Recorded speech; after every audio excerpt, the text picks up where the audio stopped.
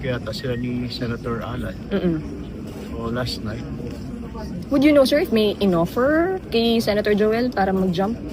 Ano naman? Ano yung offer namin? Siguro committee. I don't know kung anong committee yun. Pero other than that, kung other matters, I mean legal, wala naman kaming capability, wala kaming kuan. Dapat ang kausapin si Ombudsman, di ba? Pero wala naman dito si Ombudsman. Sir, so anong assurance nyo na lang sa public ngayon na meron ng Senate President? We will work. That's our commitment. Magtatrabaho po. Madami tayong mga pending na bills na nakabinbin lang. Tapos mamaya yung CA i-convene para doon sa 5 kawawang mga koronel para mag-general. Inabutan na halos ng retirement. Tapos yung 2 Filipino basketball players, PhilAm. Tapos yun, yung mga bills dito na kailangan ipasa na. Actually, isa pa nga kay Senadora Loren ito. Siya yung author.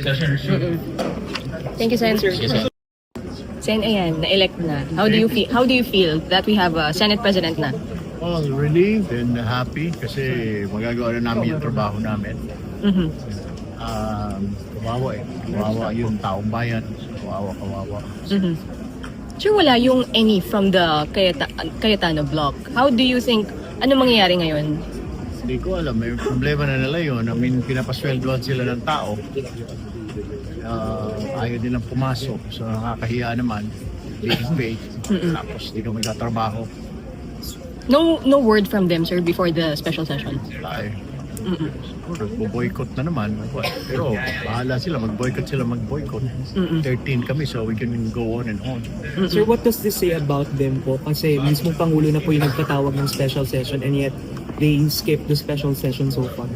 Wala, nagpapakita lang siguro, nagpaprotesta sila, what have you, di ba? Pero hindi mo pwedeng protesta because ang nakasalalay dito yung mga batas, pending laws, yung mga bills. Isa-sacrifice mo yun dahil pinaglalaban ka na, hindi mo na maintindihan, hindi naman talaga pinaglalaban na prinsipyo. Kundi kalukuhan yung pinaglalaban siguro nila, ayaw lang nila na may bagong majority, hindi nila matanggap.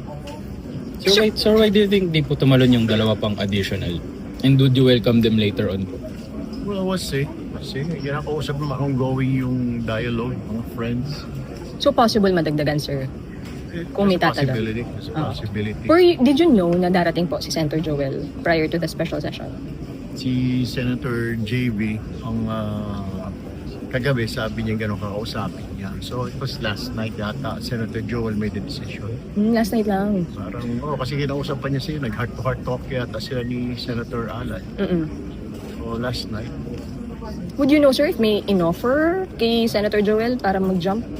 Ano naman? Ano yung offer namin? Siguro committee. I don't know kung anong committee yun. Pero